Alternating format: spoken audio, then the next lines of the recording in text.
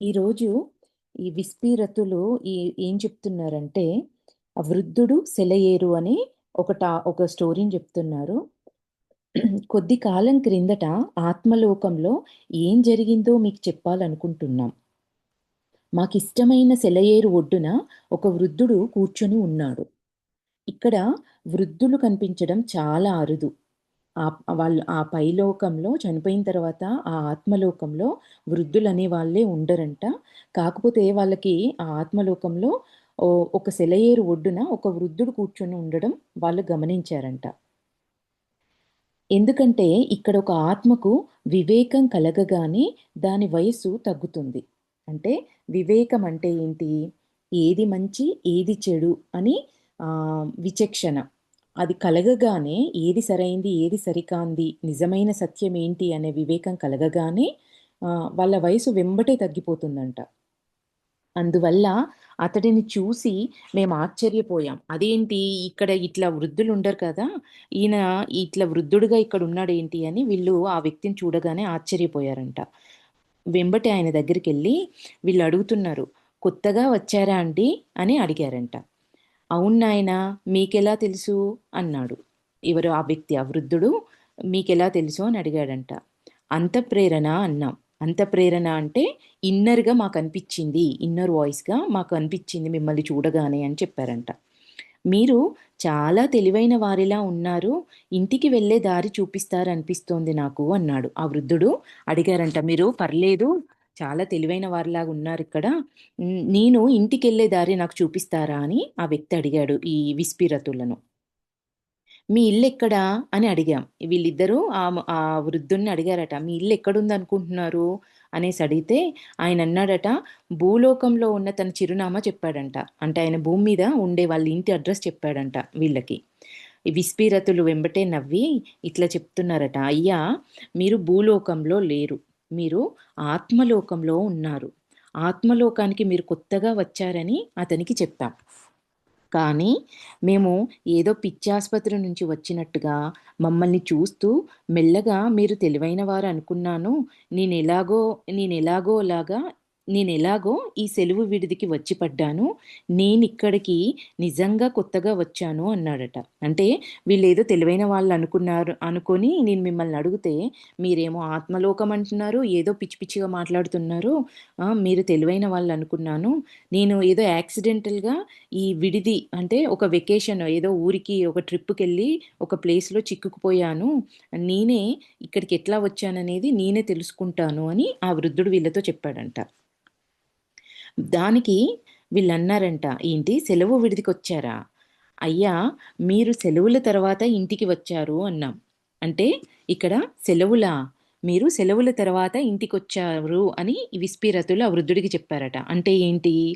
భూమి మీదకి రావడం అనేది మనం ఇక్కడ ఒక పాఠాలు నేర్చుకోవడానికొచ్చాం. మనం అసలైన ప్రదేశం మన సొంత ఇల్లు, మనముండే ప్రదేశం ఏంటి అంటే ఆత్మలోకం మనముండే ప్లేసు. మన అసలు ప్రదేశం మనముండే చోటేంటి అంటే ఆత్మలోకమే. అక్కడి నుండి ఈ భూమి మీదకి వెకేషన్ లాగా ఏదో ఒక ఊరికి ట్రిప్‌కెళ్ళినట్టుగా కొన్ని రోజులకు మాత్రం ఇక్కడికొచ్చి కొన్ని అనుభవాలు నేర్చుకోవడానికొచ్చాము. వ అదే ఉద్దేశ్యంతో మీరు సెలవులయిపోయిన తర్వాతొచ్చారిక్కడికి. సెలవులకి ఇక్కడికి రాలేదు అని ఆయనతో చెప్పారంట. దానికాయనన్నాడంట, "ఓరి దేవుడా! వీళ్ళు నిజంగానే పిచ్చివాళ్ళు. నేనిక్కడి నుంచి వెళ్ళిపోవాలంటూ" అతను పరిగెత్తాడు. అతడిని చూసి జాలిపడ్డాం. మాలోని ఒక ఉన్నత ఆత్మను పిలిచి మళ్ళీ అతని దగ్గరికి వెళ్ళాం. ఆయనకు విషయం తెలియజేయాలి. ఎవరికైతే ఆ నాలెడ్జ్ లేనప్పుడు ఇవన్నీ సరికాని మాటలు, ఏవో పిచ్చి పిచ్చిగా మాట్లాడుతున్నారు అనిపిస్తుంది గదా! అట్లానే వాళ్ళు కూడా అట్లానే అనుకున్నారంట. వీళ్ళు నిజంగానే పిచ్చి వాళ్ళలా ఉన్నారు. వీళ్ళ దగ్గర నుంచి వీలైనంత తొందరగా పరిగెత్తి పారిపోవాలి అని చెప్పేసి అక్కడి నుంచి ఆ వృద్ధుడు ఎళ్ళిపోయాడంట వాళ్ళ దగ్గర నుంచి. విస్పిరతులు అతన్ని చూసి అయ్యో! అని జాలిపడి వీళ్ళకన్నా హైయెస్ట్ నాలెడ్జ్ ఉన్న స్పిరిచ్యువల్‌గా ఉన్నతమైన ఆత్మస్థితిలో ఉన్న ఒక వ్యక్తిని తీసుకొచ్చారంట. ఆయననన్నా ఆ వృద్ధుడికి సరైన నాలెడ్జ్‌ని షేర్ చేస్తాడు. అసలు ఏం జరిగింది అని తెలియజేస్తాడు అనే ఉద్దేశ్యంతో. మమ్మల్ని చూడగానే అతని ముఖం పాలిపోయింది. అంటే ఆ వృద్ధుడేమో మళ్ళీ వీళ్ళు నా దగ్గరికొచ్చారు. ఈసారి ఇంకోతన్నేసుకొనొచ్చాడు అనేది ఆయన ఉద్దేశ్యం. చూడగానే అబ్బా! వచ్చాడ్రా అనే ఫీల్‌లోకు అతనొచ్చేసాడంట ఆ వృద్ధుడు. దేవుడా! ఇప్పుడు ముగ్గురు పిచ్చివాళ్ళొచ్చారు. నేనేం చెయ్యను? అని ఏదో పేరు పిలవడం ఆరంభించాడు. ఆ వృద్ధుడు. అది భూలోకంలో ఉన్న అతని కుమారుడి పేరని తర్వాత మాకర్థమైంది. అంటే నేనింకా భూమి మీదనే ఎక్కడో ఉన్నాను. ఒరేయ్! వాళ్ళ అబ్బాయి పేరుని పిలుస్తున్నాడంట. ముగ్గురు పిచ్చోళ్ళు నా ఎంట పడుతున్నార్రా అని జెప్పేసి వాళ్ళ అబ్బాయిని పేరుని పిలుస్తున్నాడంట. మేం ఎంత చెప్పినా ఆత్మలోకం ఇంత అందంగా ఉంటుందని అతను నమ్మలేకపోయాడు. భూలోకంలో చచ్చిపోయిన తర్వాత ఇంత అందమైన ప్రపంచంలో నివసిస్తామంటే అతనికి నమ్మకం కలగలేదు. జరిగిందంతా ఆ వృద్ధుడికి చెప్పారంట వీళ్ళు. వీళ్ళు ఆ ఉన్నతమైన ఆత్మ విస్పిరతులు ముగ్గురు కలిసి మీరిట్లా చనిపోయారు. చనిపోయిన తర్వాత ఇట్లా జరిగింది. మీరిక్కడికొచ్చారు అన్న విషయాన్ని చెప్తే అతను నమ్మలేకపోయాడంట. ఎందుకు అంటే భూలోకంలో ఉన్నప్పుడు ఈ తప్పు చేస్తే నరకానికెళ్తారు, వేయించుతారు, యాతన పడతారు. ఇవన్నీ వింటారు కదా! చనిపోయిన తర్వాత ఇంత బావుంది ఈ ప్లేసు. ఇట్లాంటి ప్లేస్ ఉంటుందా అని ఆయన నమ్మలేకపోయాడంట. మేము ఇంకా కొన్ని ఉన్నతాత్మలను పిలిచాం. వారు నేర్పుగా అతనికి పరిస్థితిని చెప్పారు. ఇంకా ఉన్నతమైన నాలెడ్జ్ ఉన్న ఆహ్, ఆత్మలను పిలిస్తే ఇంకొంచెం డీటెయిల్డ్‌గా వాళ్ళు అతనికి ఎక్స్‌ప్లెయిన్ చేశారంట ఏం జరిగింది అని.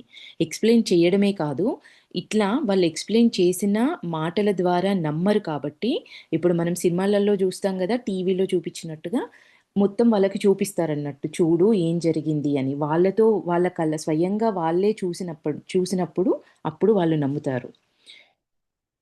మేమందరం కలిసి అతనికి అన్నీ చూపించాం. అదే చెప్తున్నారు. ఇంకో కొంతమంది ఉన్నతాత్మలను పిలిచిన తర్వాత జరిగిందంతా ఆ వృద్ధుడికి చూపిచ్చారంట.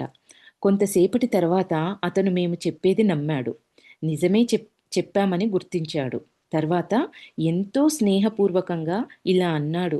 "ఇప్పటివరకు భూమి మీద చనిపోవటానికి చాలా భయపడ్డాను.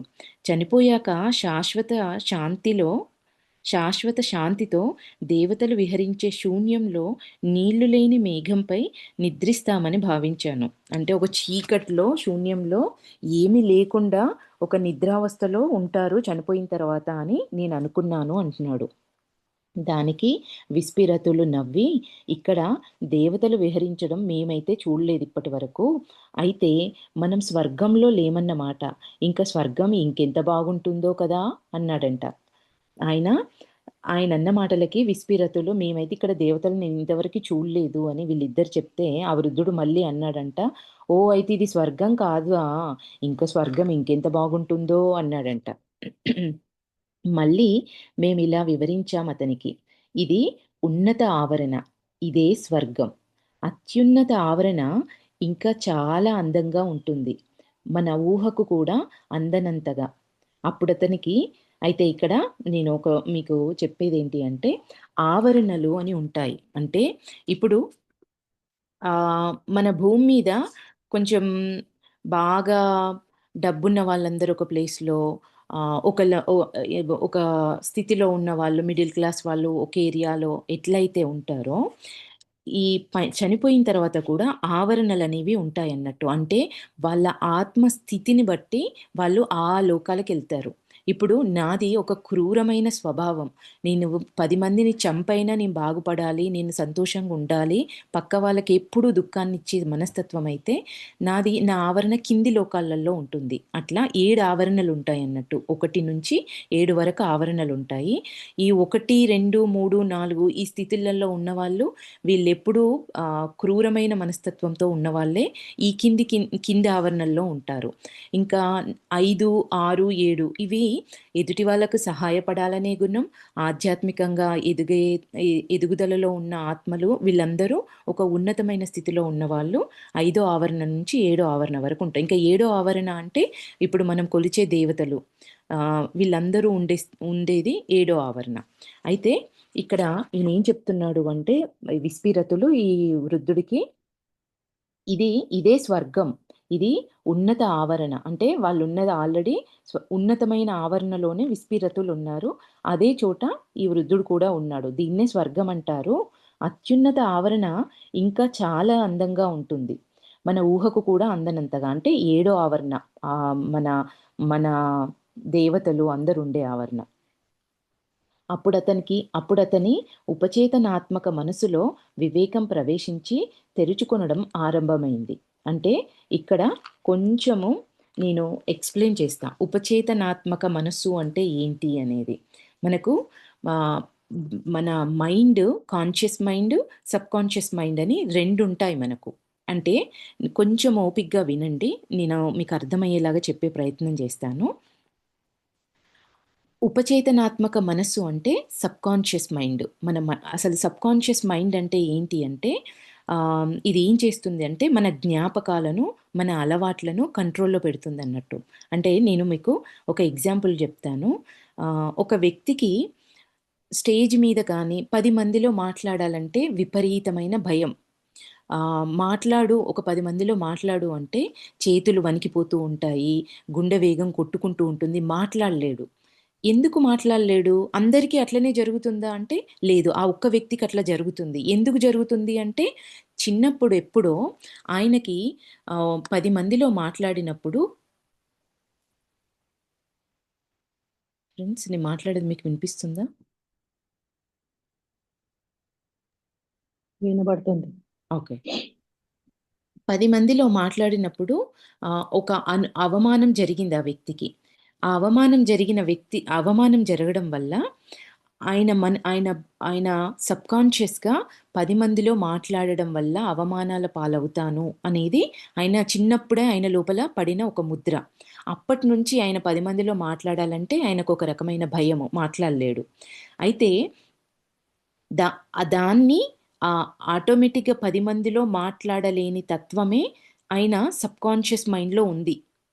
దాన్ని అది అది ఎప్పుడూ ఒక 10 మందిలో మాట్లాడాలన్నప్పుడల్లా తెలియకుండానే ఆయన బాడీలో ఈ మార్పులన్నీ జరిగిపోతూ ఉంటాయి. దాన్ని సబ్‌కాన్షియస్ మెమొరీ అంటారు. అయితే ఇక్కడ నేను మీకేం చెప్పాలనుకుంటున్నా అంటే, మనకు ప్రస్తుతం ఉన్న ఆలోచనలను మన కాన్షియస్ మైండ్, మన బ్రెయిన్ అంటాము. ఆహ్, మనం ఏదైనా పని చేస్తున్నప్పుడు తెలియకుండానే కొన్ని ఆలోచనలన్నీ మన లోపల తిరుగుతూ ఉంటాయి. అది మన సబ్‌కాన్షియస్ మైండ్ వల్ల జరిగేది. అంటే కొన్నిసార్లు మనకు తెలియకుండానే పనులు చేసేస్తా ఉంటాము. పొద్దున్న లేచి టీ తాగడం గానీ, మనకు తెలీదు. ఏంటి నేను టీ తాగానా? ఒక్కోసారి అనిపిస్తుంది. టీ తాగానా? నేను ఈ పని చేశానా? నేనెప్పుడు చేశాను? అంటే అది మనకు తెలియకుండానే, మన చేతనలో లేకుండానే జరుగుతుంది. అది మన సబ్‌కాన్షియస్‌లో ఆల్రెడీ సేవ్ అయి ఉండడం వల్ల అది జరుగుతుంది. దీన్ని సబ్‌కాన్షియస్ మైండ్ అంటారు. కాన్షియస్ మైండ్ అంటే మనము ఫిజికల్‌గా చేసే పనులు కాన్షియస్ మైండ్‌తో చేస్తాము. అయితే ఇక్కడ ఈ విస్పీరతులు ఏం చెప్తున్నారిక్కడ అంటే, ఉపచేతనాత్మక మనసు అని వీళ్ళు చెప్పేదిక్కడ మన అంతరాత్మ. ఇన్నర్‌గా నాకనిపిస్తుందండి. నాకట్లా అనిపిచ్చింది. అది జరిగింది అంటా ఉంటాం గదా! వీళ్ళ ఉద్దేశ్యం ఇక్కడ ఇన్నర్ ఇన్నర్‌గా అతనికనిపిచ్చింది. మేము చెప్పిందంతా నిజమే అనిపిచ్చింది. ఆయన వివేకంలోకి ఈ జ్ఞానమనేదొచ్చి ఆయనకి నిజమనేది అర్థమైంది అనేది ఇక్కడ విస్పీరతులు చెప్తున్నారు. అతని వయస్సు కొంచెం తగ్గింది. ఇది జరగగానే అంటే ఆయన లోపల మార్పనేది అవును. ఇది సత్యము. కరెక్టే. ఇది జరిగిందిది. ఇక్కడ ఇట్లుంటుంది. అసలు భూమి మీద మాయ నుంచి బయట పడంగానే ఆటోమేటిక్‌గా వాళ్ళ వయస్సనేది తగ్గుతుందంట. సో, ఆయన మాయలో నుంచి బయటికొచ్చాడు. కాబట్టి ఆయన వయసు తగ్గింది. అతనికి కొంచెం మాయ అంటే ఏంటి ఫ్రెండ్స్ ఇక్కడ? ఈ నిజాన్ని అర్ తెలుసుకోకపోవడమే మాయ. అసలు నిజమంటే సత్యం అది. కానీ బయటికి మన భూమి మీద కనిపిచ్చేది ఇదంతా అసత్యంగా, ఇదంతా ఏదో తప్పుగా కనిపిస్తూ ఉంటుంది. ఆయన అదే మాయలో చనిపోయిన తర్వాత అదే మాయలో ఆత్మలోకానికెళ్ళాడు. వీళ్ళు ఆ జ్ఞానాన్ని అందించారు. అందించింది తీసుకున్నాడు. కానీ దాన్ని పూర్తిగా నమ్మడానికి కాస్త టైం పట్టింది. సో, ఆయన పూర్తిగా నమ్మిన తర్వాత ఆయన వయసు తగ్గింది కొంచెం. అతనికి కొంచెం వివేకం కలిగింది. కానీ అతడు నేర్చుకోవాల్సింది చాలా ఉంది. శాశ్వత శాంతి ప్రదేశం ఇంత అందంగా ఉంటుందని, ఇక్కడ నిద్రించకుండా మేమందరం ఎంతో చురుగ్గా, ఉత్తేజపూరితంగా ఉండటం చూసి అతను ఆశ్చర్యపోయాడు. నిద్రించడం ఎందుకు ఫ్రెండ్స్ ఇక్కడ? శరీరమే లేదు. శరీరంతోనే కదా! ఈ శరీరాన్ని పోషించడానికే మనం భోజనం తింటున్నాము. శరీరాన్ని స్వాంతత కలిగించడం కోసం నిద్రపోతున్నాం. శరీరమే లేనప్పుడు ఇంకా తినడం ఎందుకు? నిద్రపోవడం ఎందుకు?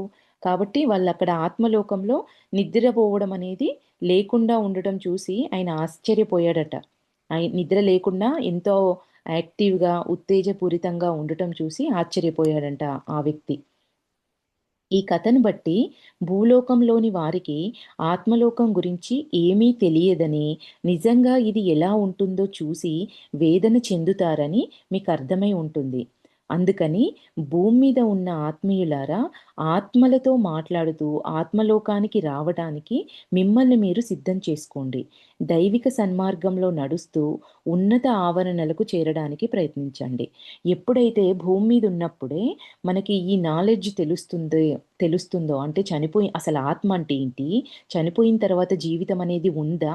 ఉంటే ఎట్లా ఉంటుంది అనే నాలెడ్జ్ మనకు శరీరంతో ఉన్నప్పుడే తెలిస్తే మనము ఎట్లాంటి అయోమయం, భయపడడం అనేది ఉండదు. ఇప్పుడు ఒక ట్రిప్‌కెళ్దాం అనుకున్నాం. ఏ తిరుపతికో, ఎక్కడికో వెళ్దాం అనుకున్నాం. మనం ఏం చేస్తాము? అది ఎక్కడుంది? అక్కడికెళ్తే మనము హోటల్ బుక్ చేసుకోవాలి. ఆ ప్రయాణానికి మనం ఎట్లా ప్లాన్ జేసుకోవాలి? ట్రైన్‌లో వెళ్ళాలా? బస్‌లో ఎళ్ళాలా? ఎంత ప్లాన్ జేసుకుంటాం ఫ్రెండ్స్? కనీసం ఒక 2, 3 రోజులు ప్లాన్ జేసుకుంటాం. బట్టలు ప్యాక్ జేసుకోవడం గానీ ఎవ్రీథింగ్. ఒక 3 రోజులు ప్రయాణానికే మనం అంత ప్యాక్ జేసుకుంటే, మరి శరీరం వదిలేసిన తర్వాత వేరే లోకానికెళ్తున్నాం. ఈ శరీరాన్నే వదిలేసి ఇంకో లోకానికెళ్తున్నాం. మనకు ఆ నాలెడ్జ్ అనేది ఉండాలా? ఉండొద్దా? ఉన్నప్పుడు భయపడకుండా అసలు ఏం జరుగుతుంది? చావు అంటే భయపడాల్సిన అవసరం లేదు. చనిపోయిన తర్వాత జీవితం గురించి తెలిసిన తర్వాత మనము ధైర్యంగా భూమి మీద బ్రతకొచ్చు. ధైర్యంగా చనిపోవచ్చు కూడా. ఇక్కడ ఈయన స్టోరీ ఇక్కడికి ఆపేశారు. నెక్స్ట్ డే వీళ్ళిచ్చిన మెసేజెస్ ఏంటి అంటే, దైవ నియమాలను అర్థం చేసుకొనడం. భూలోకంలో ఉన్నవారికి దైవ నియమాలు తెలియవు కనుక, వాటిని వారందరికీ తెలియజెప్పాలని మా తోటి ఆత్మలు మమ్మల్ని కోరుతున్నాయి. ఈ జ్ఞానాన్ని వారికి అందజేయాలని, వారు మమ్మల్ని నమ్ముతారని, ఈ జ్ఞానాన్ని పూర్తిగా మానవాళికి మంచికే ఉపయోగిస్తారని మాకు పూర్తి నమ్మకం ఉంది. వీళ్ళేమంటున్నారు, ఇంకా ఇక్కడ ఉన్నతమైన ఆత్మలు అంటే దేవతలే. ఇప్పుడు మనం కొలిచే దేవుళ్ళు, దేవుళ్ళు గానీ డెమిగాడ్స్ అంటారు. అంటే ఆహ్, ఈ హయగ్రీవుడు ఇట్లాంటి వాళ్ళందరూ ఉంటారు గదా! వీళ్ళందరూ ఉన్నతమైన ఆత్మలు. ఉన్నతమైన ఆత్మలంటే మనం చూసే దేవుళ్ళే. వీళ్ళందరూ ఏమడుగుతున్నారంట, ఇక్కడి జ్ఞానాన్ని భూమి మీదికి అందజేయండి. మీరు అందజేసిన ఈ జ్ఞానాన్ని ఈ మానవాళికి మంచికే ఉపయోగిస్తారు. వాళ్ళకి ఈ జ్ఞానం వల్ల వాళ్ళు ఎదుగుతారనే నమ్మకం మాకుంది అని ఉన్నతమైన ఆత్మలు మాకు చెప్పాయి. అందుకే ఈ జ్ఞానాన్ని మేము అందిస్తున్నామంటున్నారు. అసలైన దైవ నియమాల నుంచి దారి తప్పించే ఎన్నో అపోహలతో కూడిన ఎన్నో నమ్మకాలు మీకున్నాయి. దైవ నియమాలను చాలా వాటిని తప్పుగా అర్థం చేసుకొనడం జరిగింది. ఈ ఆటను ఆడి చూడండి.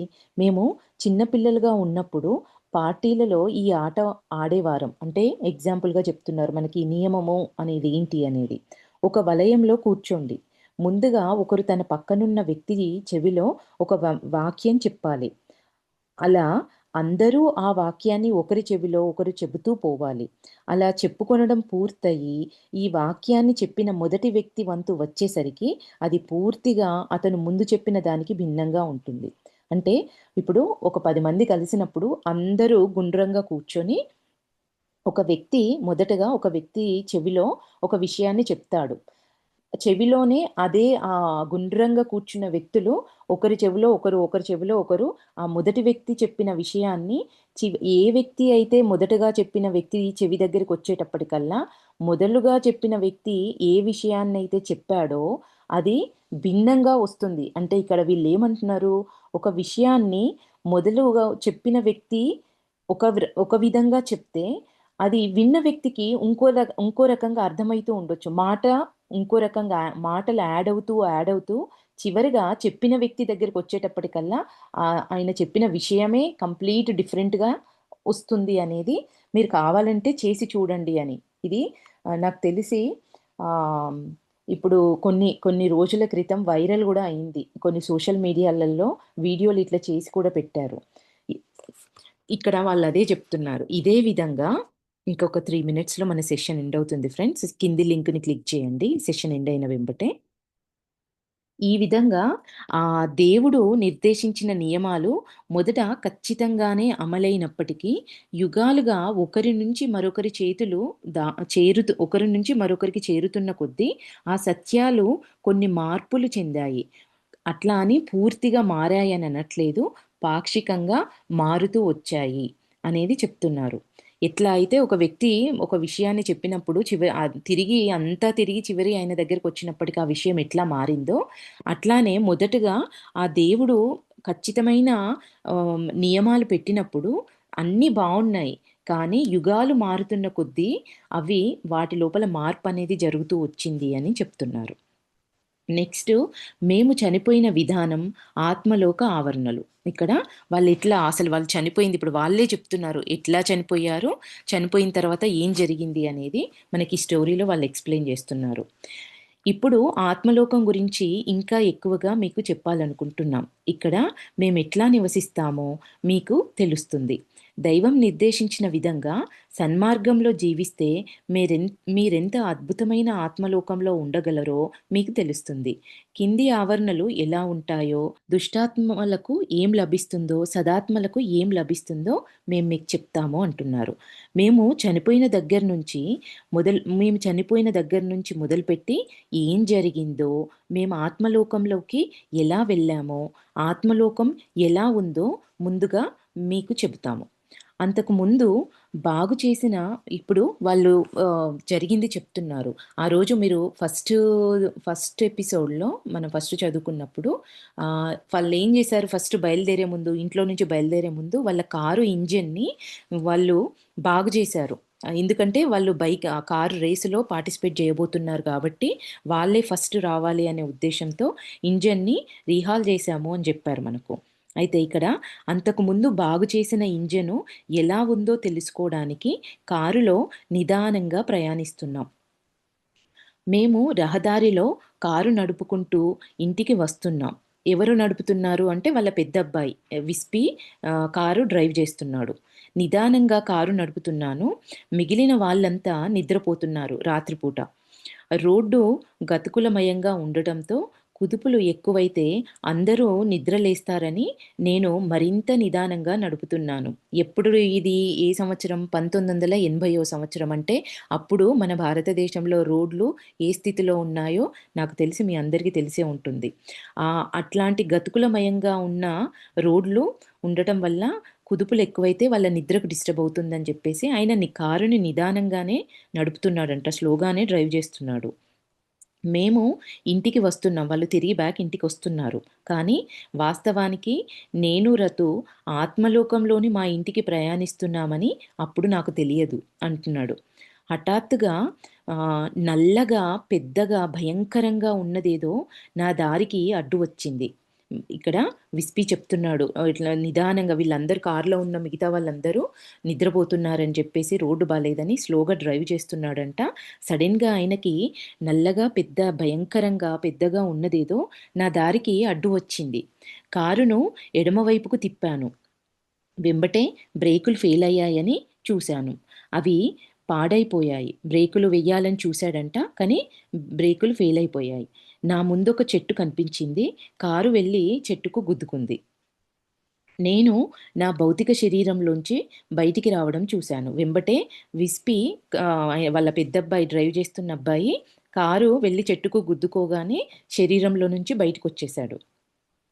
నా శరీరం గడ్డిలో పడి ఉంది. నేను నా శరీరంలో లేనని గుర్తించాను.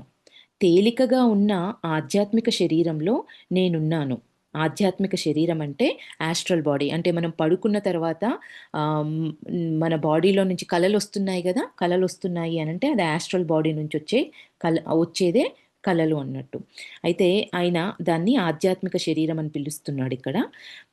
శరీరమేమో గడ్డిలో పడుంది. ఆయన శరీరంలో నుంచి యాస్ట్రల్ బాడీ బయటకొచ్చేసింది. కానీ నాకేమీ నొప్పిగా గానీ, అసౌకర్యంగా గానీ ఏమీ అనిపిచ్చలేదు. భూమి మీద నేను చచ్చిపోయానని అప్పుడే నాకర్థమైపోయింది. బాడీ కింద గడ్డిలో పడుంది. ఈయన పైనుంచి శరీరాన్ని చూస్తున్నాడంటే ఆయనకర్థమైపోయింది నేను చనిపోయాను అని. చుట్టూ చూశాడంట. ఎవ్వరు కనబడలేదు. ఓరి దేవుడా! ఆత్మలోకంలోకి నన్ను ఆహ్వానించడానికి ఎవరూ రాలేదు అని అనుకున్నాడంట. అంటే ఆయనకు అంతకు ముందే ఎంతో కొంత చనిపోయిన తర్వాత ఎవరో ఒకరు సోల్‌ని మన ఆత్మని ఆహ్వానించడానికొస్తాడు అన్న ఇన్ఫర్మేషన్ ఆయనకుంది. కానీ ఆయన అనుకున్నాడంట చుట్టూ చూసాడు శరీరంలో నుంచి బయటికి రాగానే ఎవ్వరూ లేరు. అంటే ఎవ్వరూ రాలేదు అని బాధపడ్డాడంట. అంటే ఇక్కడ దుష్టాత్మలకి బాగా అప్పుడే ఉన్న బేబీ సోల్స్‌లా అప్పుడే ఈ ఉన్న సరి దుష్టాత్మలు చనిపోతే జనరల్‌గా ఎవరు రారు. ఉన్నతమైన ఆత్మలు సహాయం జేయడానికి రారు. అయితే ఈయన అనుకున్నాడు నేను చనిపోయాను ఎవరు రాలేదంటే నేనేమన్నా అంత నా ఆత్మస్థితి అంత ఇదిగా ఉందా అనేది ఆయన ఉద్దేశ్యం. బాధపడ్డాడు అందుకే ఎవరు రాలేదేంటి అని. ఆత్మలోకంలోకి నన్ను ఆహ్వానించడానికి ఎవరూ రాలేదు అని అనుకున్నాడంట. కొన్ని క్షణాల తర్వాత నా పక్కన ఒక ఆత్మ కనబడింది. నా తమ్ముడు రతులా కనిపించడంతో చాలా సంతోషించాను. నేనతన్ని కౌగిలించుకొని ముద్దు పెట్టుకున్నాను. కనీసం మనమిక్కడ కలిసాము అన్నాను. ఫస్ట్ బాధపడ్డాడు. కానీ తోడుగా తమ్ముడొచ్చాడు అని చెప్పేసి ఫస్ట్ సంతోషించాడు. తర్వాత ఆత్మ చిరునవ్వుతో ఇలా అంది. "విస్పి, నేను రతుని కాను. రతు అక్కడున్నాడు. భౌతిక శరీరంలో ఇంకా శ్వాసిస్తున్నాడు." కనిపించిన ఆత్మ వాళ్ళ తమ్ముడి ఆత్మలాగానే కనిపించేటప్పటికి తమ్ముడొచ్చేసాడు నాతో పాటు తమ్ముడు తోడుగా ఉన్నాడని సంతోషించాడు మొదటగా. చూసి "నువ్వు నాతో పాటు ఉన్నందుకు నేనెంతో సంతోషిస్తున్నాను" అని నవ్వుతూ చెప్పేటప్పటికల్లా ఆ ఆత్మ అందంట, "నేను మీ తమ్ముడిని కాదు. అక్కడ రతు ఇంకా ఆయన బాడీ శరీరంలోనే ఉన్నాడు. ఆయన ఇంకా ఊపిరి తీసుకుంటున్నాడు చూడు" అని ఆ ఆత్మ చెప్పిందంట. నేను కిందికి రతు వైపుకు చూశాను. ఆత్మ కూడా అచ్చం రతులానే ఉండటంతో మీరెవరైనా సరే దయుంచి రతుని రక్షించండి ప్లీజ్. అతను చనిపోతే అమ్మా, నాన్న ఒంటరులైపోతారు. వాళ్ళెవరిని చూస్తారు అని వేడుకున్నాను. మొదటగా సంతోషించాడు కూడా తోడుగున్నాడని. కానీ ఆయనింక శరీరంలోనే ఉన్నాడు. శ్వాస తీసుకుంటున్నాడన్న విషయం తెలిసినప్పుడు అప్పుడు ఆలోచించాడు. అయ్యో! ఇద్దరం పిల్లలం, ఇద్దరం చనిపోతే తల్లిదండ్రులు ఏమైపోతారో, ఒంటరి వాళ్ళైపోతారు. వాళ్ళను ఎవరు చూసుకుంటారు అని చెప్పేసి ఆ పక్కనున్న ఆ ఆత్మతో చెప్తున్నాడంట. దయచేసి మా తమ్ముడిని కాపాడండి. మా తల్లిదండ్రులకు తోడుగా ఉంటాడు అని చెప్పేసి ఆయన ఆయనను రిక్వెస్ట్ చేశాడంట ఆ ఆత్మను. అతనెంతో దయగా, "నాన్న విస్పి, ఇది మన చేతిలో లేదు. అంతా భగవంతుని చేతుల్లోనే ఉంది. విస్పి, నేను మీ తాతని" అన్నాడు. ఆయన వచ్చిన ఆత్మ ఎవరు అంటే వాళ్ళ తాతయ్య. చూడ్డానికి ఎవరిలా ఉన్నాడు? అచ్చం మనవడిలాగానే ఉన్నాడు. అందుకే ఈయన అనుకున్నాడు వాళ్ళ తమ్ముడు అని. తమ్ముడు పోలికలతో ఉన్నాడన్నట్టు. అయితే ఈయనేం జెప్తున్నాడు, మన చేతుల్లో ఏం లేదు. అది భగవంతుని చేతుల్లోనే ఉంది. ఆయనను కాపాడ్డమా, కాపాడ్డం లేదా అనేది తాతయ్య చెప్పాడంట మనవడితో. విస్పి, నేను మీ తాతని అన్నాడు. ఈయన ఈయనేనా మా పప్ప? వాళ్ళు తాతయ్యని పప్పా అని పిలిచేవారంట. మేము పప్పాని మా తాతయ్యని పిలిచేవాళ్ళము అని చెప్తున్నాడు. అమ్మ వాళ్ళ నాన్న ఆయన వాళ్ళ తల్లి వాళ్ళ తండ్రంట. 1974లో ఆయన చనిపోయినప్పటికీ ఆయన హ్మ్. అప్పుడు చనిపోయేటప్పటికి ఆయన వయసు 93 ఏళ్ళంట. కానీ ఇప్పుడు విస్పీకి కనిపిస్తున్న వాళ్ళ తాతయ్య ఎంతో యంగ్‌గా కనిపించాడంట. అంటే మనం చెప్పుకున్నాం కదా! ఆత్మలోకంకెళ్ళిన తర్వాత సరైన వివేకంతో సరైన నాలెడ్జ్ తెలుసుకున్న తర్వాత వాళ్ళ వయసు తగ్గిపోతుంది అని చెప్పి. అయితే 1980లో వీళ్ళు 80వ సంవత్సరంలో ఈ యాక్సిడెంట్ జరిగింది. మేము భూమిని వదిలి వచ్చినప్పుడు 30 ఏళ్ల వ్యక్తిలా ఉన్నాడు వాళ్ళ తాతయ్య.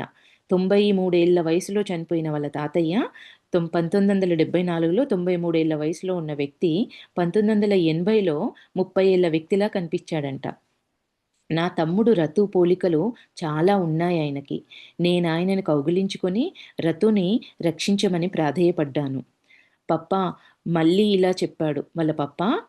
వాళ్ళ తాతయ్య విస్పితో ఇలా చెప్పాడట. నాన్న విస్పి, ఇది మనకు శక్యం కాదు.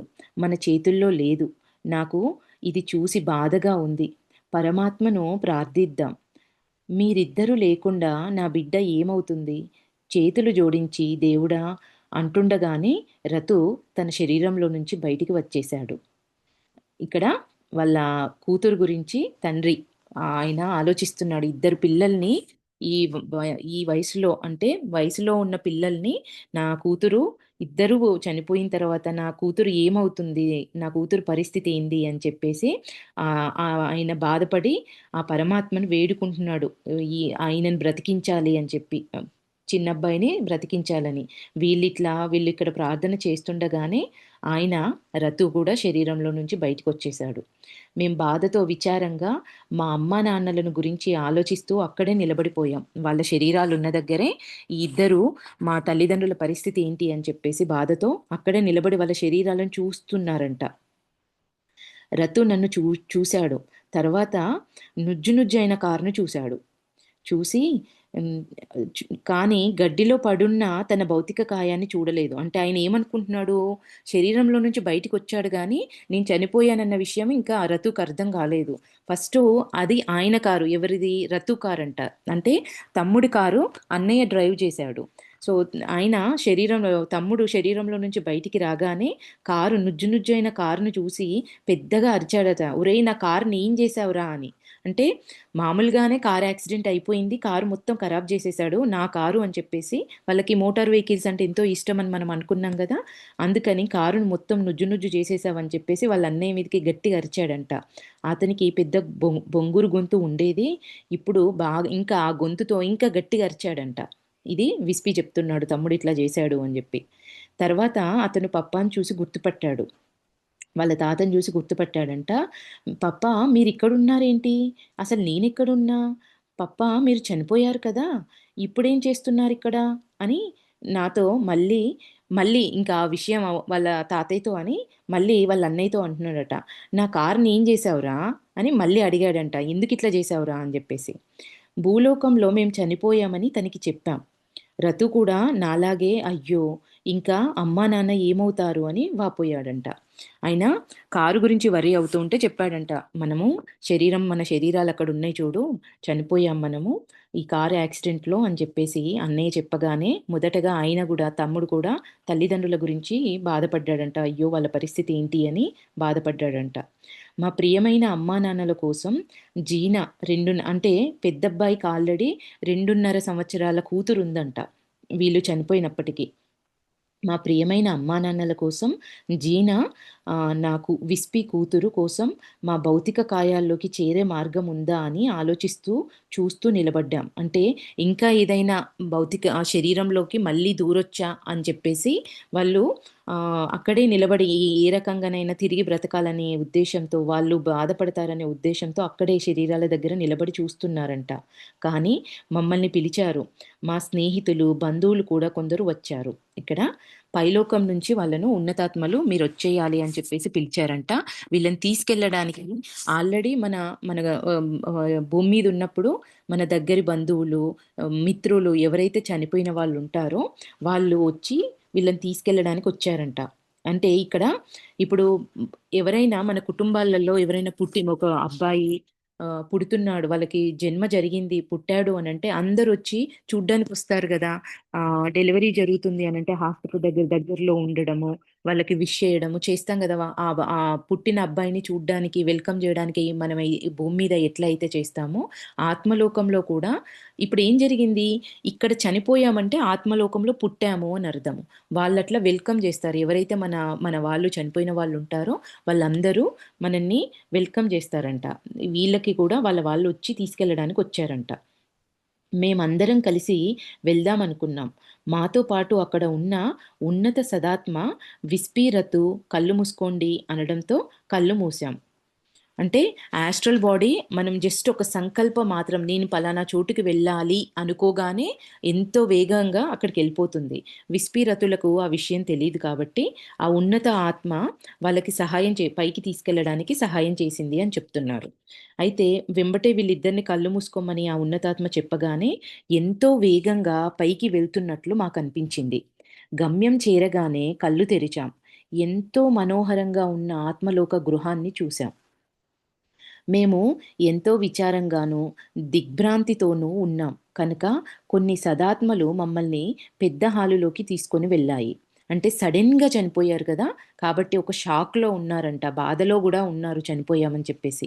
ఆ హాలుని విశ్రాంతి మందిరం అంటారు. వీళ్ళు ఇది ఉన్నతాత్మలు వీళ్ళని ఒక పెద్ద హాలులోకి తీసుకెళ్లారంట. దాని పేరు అక్కడ అదేంటి ఆ హాలు అంటే విశ్రాంతి మందిరం అని అంటారంట. అంటే ఒక షాక్‌లో ఉన్నారు కాబట్టి వాళ్ళు కాస్త రిలాక్స్ అవ్వాలి. కాబట్టి ఈ ఆత్మలు వాళ్ళని అక్కడికి తీసుకెళ్లారు. అక్కడ చాలా మెత్తగా, మృదువుగా ఉన్న మంచంపై పడుకోమని చెప్పారు. అక్కడ మేము గాఢ నిద్రలోకి జారిపోయాం. కొంతసేపటికి నేను మేల్కొన్నాను. ఎవరు ఇది చెప్పేది? వాళ్ళ పెద్దబ్బాయి విస్పీ చెప్తున్నాడు. నా పక్కనే మరో మంచం మీద రతు పడుకొని ఉన్నాడు. కొన్ని కిరణాలను అతనిపై ప్రసరింపజేస్తున్నారు. ఇవి అక్కడ మన ఆత్మలోకంలో ఎట్లా ఉంటుందంటే మనలాగా మందులు, ఇంజెక్షన్‌లు ఈ నరకయాతనతోటి ట్రీట్‌మెంట్‌లు అనేవి అక్కడుండవు. కొన్ని హీలింగ్ రేసెస్ ఉంటాయి. అంటే హీలింగ్ వైబ్రేషన్ గాని, హీలింగ్ కిరణాలని ఆత్మల పైన ఈ ఉన్నతాత్మలు ప్రసరింపజేస్తాయి. ఇప్పుడు మీకు చెప్పాలంటే దేవుళ్ళు ఇట్లా చేతులు పట్టుకొనుంటే మనం ఫోటోలలో వాళ్ళ చేతుల్లో నుంచి కొన్ని గోల్డ్ కలర్ కిరణాలొస్తూ ఉంటాయి కదా!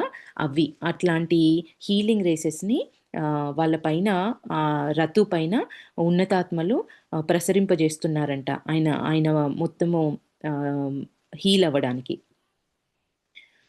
అయితే ఉన్నత సదాత్మ ఒకరు వచ్చి నన్ను తనతో రమ్మన్నారు. రతు ఇంకా పూర్తిగా విశ్రాంతి తీసుకోలేదు. నేనిక్కడ ఉంటాను అని చెప్పాను.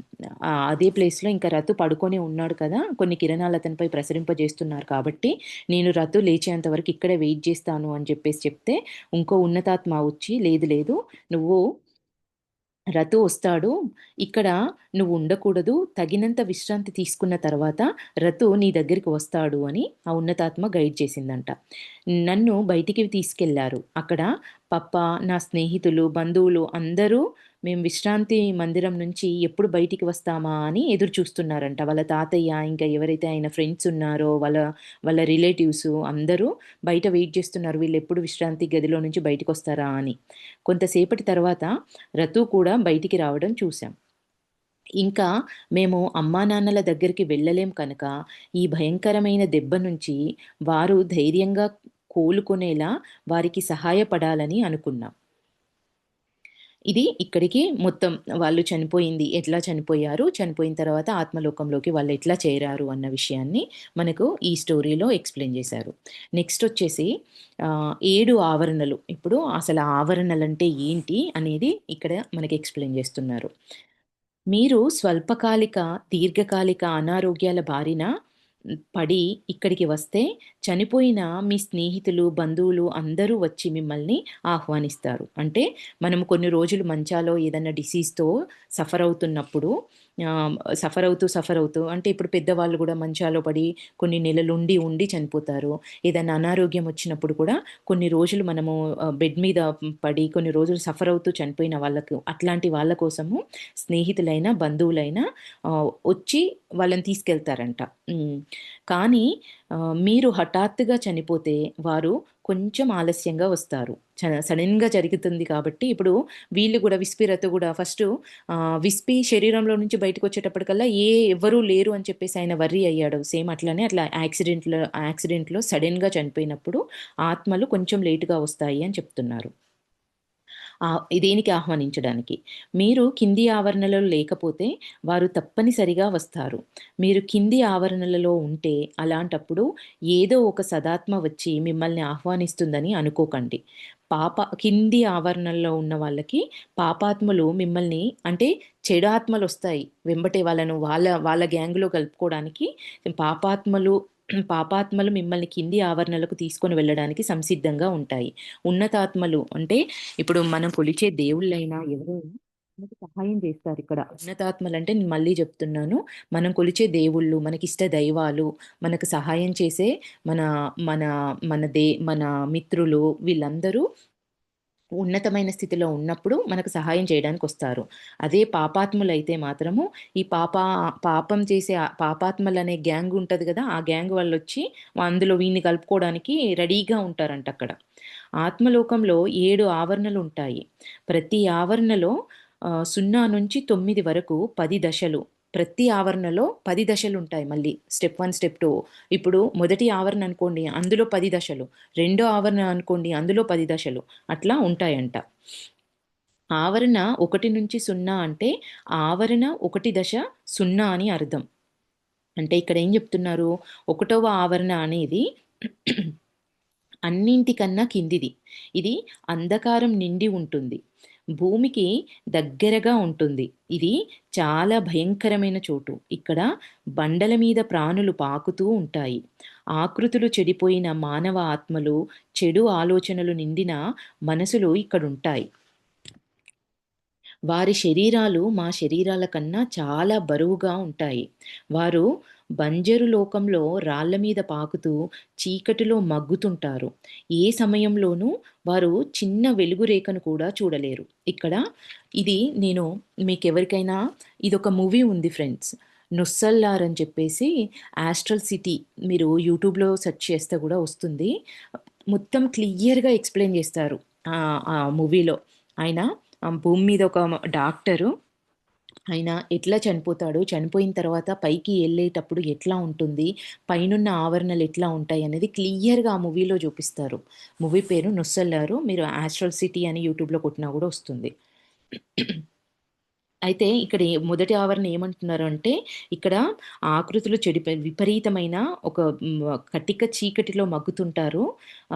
ఇక్కడ ఏమంటున్నారు, బండల మీద ప్రాణులు పాకుతూ ఉంటాయి. ఆకృతులు చెడిపోయిన మానవ ఆత్మలు, అట్లాంటి మనసులున్న వాళ్ళు ఇక్కడుంటారు.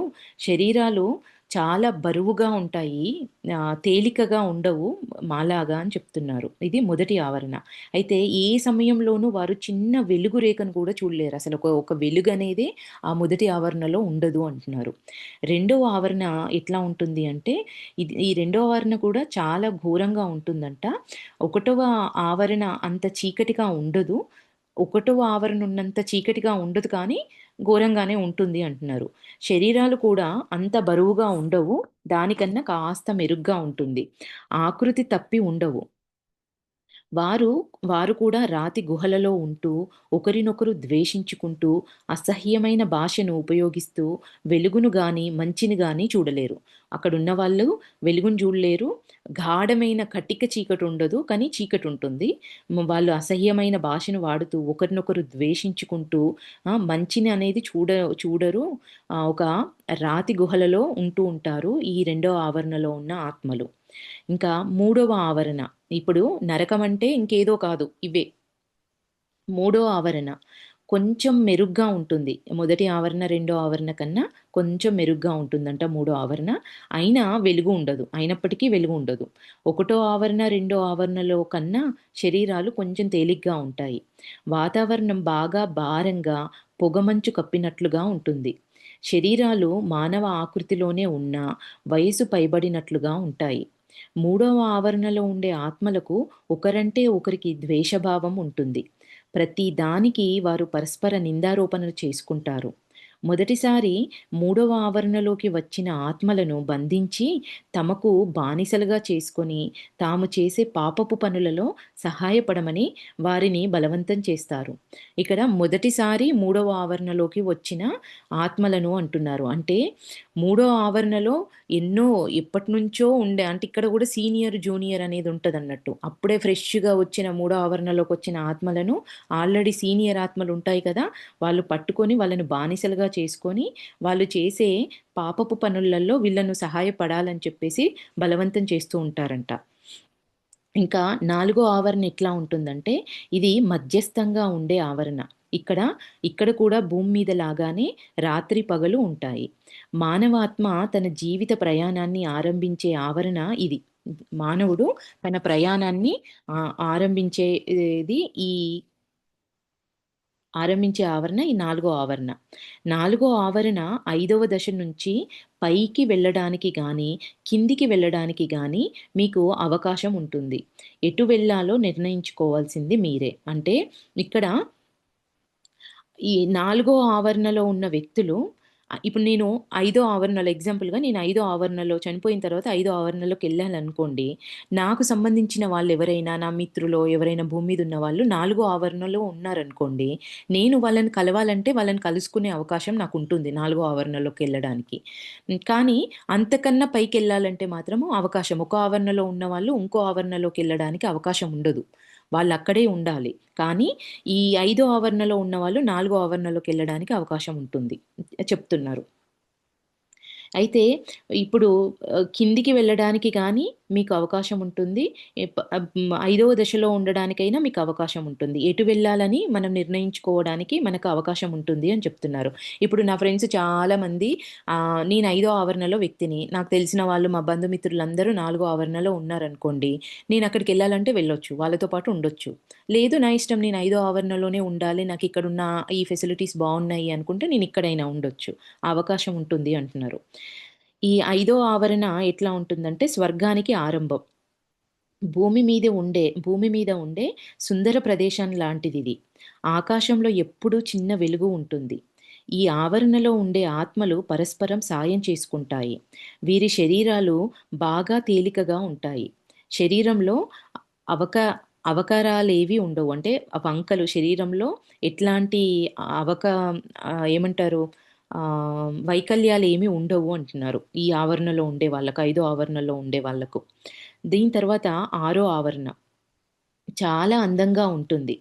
ఆకుపచ్చని గడ్డి, చెట్లు, భూమి మీద కనిపించని రంగురంగుల పూలు ఇక్కడుంటాయి.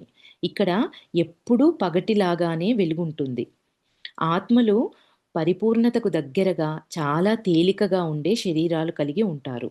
అందరూ పరస్పరం ప్రేమ, సామరస్యాలతో ఒకరికొకరు సహకరించుకుంటూ తమకిష్టమైన పనిని చేస్తుంటారు.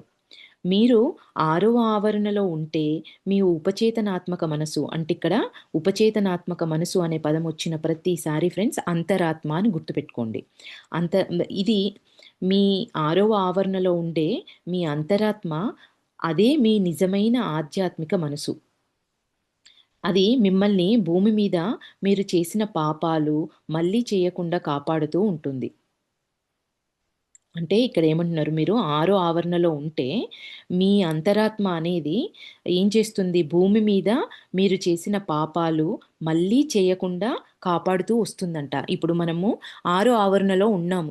ఇంతకుముందు జన్మలో చనిపోయి ఆరో ఆవరణలో నుంచి తిరిగి భూమి మీదకొచ్చామనుకోండి, భూమి మీదకొచ్చిన తర్వాత మన అంతరాత్మ అనేది ఆహ్, తిరిగి పాపాలు చేసి మళ్ళీ కింది స్థాయికి పడిపోకుండా ఉండడానికి మననెప్పుడూ రక్షిస్తూ ఉంటుందంట. అంటే ఇప్పుడు కొన్నిసార్లు ఒక పని ఏదన్నా ఒక తప్పు ఏదన్నా చెయ్యాలి అనంటే మన మనసు ఒప్పుకోదు. ఎందుకు ఒప్పుకోవట్లేదు అనంటే, అది మనని గైడ్ చేస్తూ ఉంటది. అది తప్పు, నువ్వు చేయగూడదు అని అది గైడ్ చేస్తూ ఉంటది. మనం తప్పు చేయకుండా కింద పడిపోకుండా ఉండడానికి గైడ్ చేస్తూ ఉంటది అని చెప్తున్నారు. అవే పాపాలు మళ్ళీ చేస్తే, మీరు ఒకవేళ అది గైడ్ చేసినా దాన్ని తొక్కిపెట్టి మీరొక తప్పు చేసినప్పుడు ఏం జరుగుతుంది? తిరిగి నాలుగో ఆవరణ కన్నా కిందికి పడిపోయే అవకాశం ఉంటుంది. చివరిది ఏడవ ఆవరణ. అత్యున్నతమైనది. ఇది ఏడో ఆవరణ అనేది అత్యున్నతమైనది. భూలోకంలోని వారికి ఊహకు కూడా అందనంత సుందరంగా ఉంటుంది. ఏడో ఆవరణ అందాన్ని చూస్తే గాని విశ్వసించలేం. దీన్ని వివరించటానికి శక్యం కాదు. నిజంగా ఇది ఊహకందనిది. ఈ ఆవరణలోని ఆత్మలు తేజోవంతంగా, అత్యంత పరిపూర్ణంగా, చిన్న వయసుతో కనిపించే ఆత్మ శరీరాలు. వారు మేఘాల కన్నా తేలికగా ఉంటారు. వారు అత్యంత సామరస్య, సౌహార్దాలతో ఉంటారు. అది స్వర్గాన్ని మించినది. ఏడవ ఆవరణ తర్వాత ఏముంటుంది అని ఒక క్వెషన్ మార్క్ ఇచ్చారు. భూలో భూలోకంలోని వారికి ఆత్మలోకం గురించి ఏమీ తెలియనట్లే, మాకు దీని గురించి ఏమీ తెలియదు.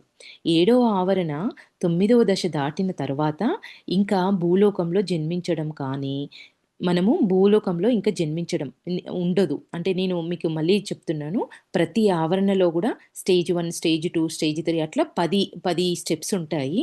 ఈ ఏడవ ఆవరణలో 9వ దశ దాటిన తర్వాత ఇంకా భూమి మీద జన్మించడం అనేది ఉండదు అని చెప్తున్నారు. కానీ మన ఆధ్యాత్మిక ప్రయాణం కొనసాగుతూనే ఉంటుంది. ఏడవ ఆవరణలోని ఆత్మలు పరిపూర్ణంగా పవిత్రీకరింపబడిన ఆత్మలు. ఒకవేళ వారు భూలోకంలో జన్మించి చిన్న పాపం చేసిన వారు చిన్న పాపం చేసిన ఇప్పుడు ఈ ఏడో ఆవరణలో ఉన్నవాళ్ళు భూలోకంలో జన్మించి చిన్న పాపం చేసిన వారు ఐదవ ఆవరణకు గాని ఆరో ఆవరణకు గాని చేరుతారు తిరిగి. పాపం చేసినప్పుడు ఏడో ఆవరణలో ఉన్న వ్యక్తి అయినా కానీ 5 గాని 6 ఆవరణలోకి వెళ్ళిపోతారంట.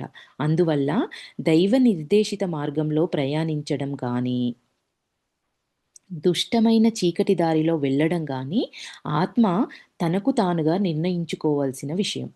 అంటే దేవుడు దుష్టమైన చీకటి చెడు దారిలో వెళ్ళడం కానీ, దేవుడు నిర్దేశించిన మార్గంలో, సన్మార్గంలో ప్రయాణించడం కానీ, ఆత్మ తనకు తాను నిర్ణయించుకోవాల్సిన విషయము అని చెప్తున్నారు. ఇది ఆవరణల గురించి ఇక్కడికి వీళ్ళు చెప్పారు. నెక్స్ట్ మన నిజ నివాసం. దీన్ని ఇక్కడికి ఆపుదామా ఫ్రెండ్స్? కొంచెమే ఉంది. ఇది అయిపోయినాక నిజ నివాసం అయిపోయినాక ఆపుదాం మమ్మీ. భూలోకాన్ని విడిచిపెట్టి ఆత్మలోకం చేరడం మంచిదని మనందరికీ తెలుసు. ఆత్మలోకమే మన అసలైన నివాసం. భూలోకానికి కొంతకాలం పాటు వెళ్ళి మళ్ళీ మన ఇంటికి తిరిగి వస్తాం. ఇక్కడ ఏమంటున్నారు చూడండి. భూలోకాన్ని విడిచిపెట్టి ఆత్మలోకం చేరడం మంచిదని మనందరికీ తెలుసు. మనందరం అంటే ఏంటిది? ఫిజికల్ మైండ్ కాదు మళ్ళీ. ఈ మైండ్ ఎప్పుడూ అమ్మో! చావా, భయం, అది ఇది ఇవన్నీ చెప్తూ ఉంటుంది. లోపలున్న వాడికి తెలుసు ఆత్మలోకం అనేది ఎట్లా ఉంటుంది అనేది తెలుసు. భూలోకానికి కొంతకాలం పాటు వెళ్ళి మళ్ళీ మన ఇంటికి తిరిగి వస్తాం. అనుభవం సంపాదించుకొనటానికి భూలోకానికి వెళ్తాం. భూలోకం మన పాఠశాల. అక్కడ మనం నేర్చుకొని అనుభవం సంపాదించి ఉన్నత స్థాయికి చేరడానికి మన ఆత్మలను పవిత్రీకరించుకునే ప్రయత్నం చేస్తాం. నేర్చుకోవడం అంటే ఏంటి ఇక్కడ? ఇప్పుడు నేను మీకు ఒక ఎగ్జాంపుల్ చెప్తాను. ఒక ధనవంతుడు ఉన్నాడు. వాడు పుట్టినప్పటి నుంచి చుట్టుపక్కల ఉన్న వాళ్ళందరూ ధనవంతులే ఉన్నారు. అసలు వాడికి పేదరికం అంటే ఏంటి అనేది తెలీదు. పేదరికమైన జీవితం ఎట్లా ఉంటుంది అనేది తెలీదు. ఇప్పుడు వాడెళ్ళి ఆ అనుభవాన్ని తీసుకోవాలనుకుంటున్నాడు. అసలు పేదగా జీవించడము, తిండి లేకుండా అవస్థలు పడ్డము, డబ్బు లేకుండా ఉండడం అనేది ఎట్లా ఉంటుంది అనే అనుభవం కావాలి అని ఆ వ్యక్తి కోరుకుంటున్నప్పుడు ఏం చేస్తాడు? వీటన్నిటిని వదిలేయాలి. డబ్బుని, ఆయన బంగ్లాలు, ఆయన పరపతి అన్నిటిని వదిలేసి ఒక పేదవాడిలాగా బట్టలు ధరించి రావాలి. కానీ మెమరీలో ఏముంటుంది? అన్నీ అవే జ్ఞాపకాలు ఉంటాయి కాబట్టి ఆ అనుభవాన్ని పూర్తిగా తీసుకోలేడు. అందుకని ఏం చేస్తాము? ఇప్పుడు మనం పైలోకం నుంచి కిందికి వచ్చేటప్పుడు వాటన్నింటినీ మాయ అనేది ఏంటి? అవే వాటన్నింటినీ మర్చిపోతాం, పక్కన పెట్టేస్తాం అన్నట్టు. ఎందుకు అంటే ఈ అనుభవాన్ని సంపూర్ణంగా మనం అనుభవించాలంటే మనకు అవేవి గుర్తుండొద్దు. అరే ఆత్మలోకం అంత బాగుంటుంది, ఈ భూమి మీదకి వచ్చి అష్ట కష్టాలు పడాల్సిన అవసరం నాకేంటి, తిరిగి నేను అక్కడికి వెళ్ళిపోతాను అనే ఆలోచనలు వస్తాయి ఒకవేళ మన లోపల ఆ మెమరీ ఉంటే. అందుకని ఈ భూమి మీదకి పుట్టగానే మాయలోకి వచ్చేస్తాడు, మర్చిపోతాడు, మనదంతా మర్చిపోయి ఈ అనుభవాన్ని పొందడానికి వస్తాడన్నట్టు. ఇక్కడ మనం నేర్చుకొని అనుభవం సంపాదించి ఉన్నత స్థాయికి చేరడానికి మన ఆత్మలను పవిత్రీకరించుకునే ప్రయత్నం చేస్తాం. భూలోకంలోని వారికి తమ అసలైన నివాసం ఆత్మలోకం గురించిన స్మృతి ఉండదు. ఒకవేళ మీకు ఆ జ్ఞాపకం ఉంటే భూమి మీద ఒక్క నిమిషం కూడా ఉండాలని అనుకోరు. అందువల్లే దేవుడు మీకు మీ అసలైన ఇంటిని, మీకు ప్రియమైన వారిని, అందమైన ఆత్మలోకం గురించిన జ్ఞాపకం లేకుండా చేశాడు. మీరు మీ శిక్షణను, అభ్యాసాన్ని పూర్తి చేయకుండా వెళ్ళిపోవాలని త్వరపడకూడదని దేవుడిలా నిర్దేశించాడు. చెప్పాను కదా! అట్లా మనం అక్కడికి వెళ్ళిపోవాలి, ఈ కష్టాలు నాకెందుకు అనుకుంటామని. ఒకవేళ ఆత్మలోకం గురించిన జ్ఞాపకం మీ భౌతిక మనసులో ఉంటే భూలోకంలో ఉండటానికి ఇష్టపడరు అని ఆ దేవుడికి తెలుసు. కనుక దేవుడు ఆ జ్ఞాపకాన్ని లేకుండా చేశాడు. కానీ మీ ఆధ్యాత్మిక మనస్సు దీనినే ఉపచేతనాత్మక మనస్సు అని కూడా అంటాం. ఇదే ఇన్నర్ వాయిస్. దీనికి మాత్రం ఆత్మలోక స్మృతి ఉంటుంది. అయితే మీ భౌతిక తార్కిక మనస్సుకు ఈ స్మృతి తెలియదు. అంటే మనం ధ్యానం చేయకముందు వరకు మనకొచ్చే ఆలోచనలు ఏవీ సరిగ్గా ఉండవు. లోపల నుంచి వచ్చే మనం ధ్యానం చేస్తున్నప్పుడు మన ఇన్నర్‌కి మనం కనెక్ట్ అయితాము. అంతర్వానికి కనెక్ట్ అయ్యి మనము అప్పుడు వచ్చే మెసేజెస్‌ని వచ్చే మెసేజెస్ ప్రాపర్‌గా ఉంటాయి. వాటిని మనం ఇంప్లిమెంట్ చేసినప్పుడు మనం సరైన దారిలో వెళ్ళగలుగుతాం కూడా.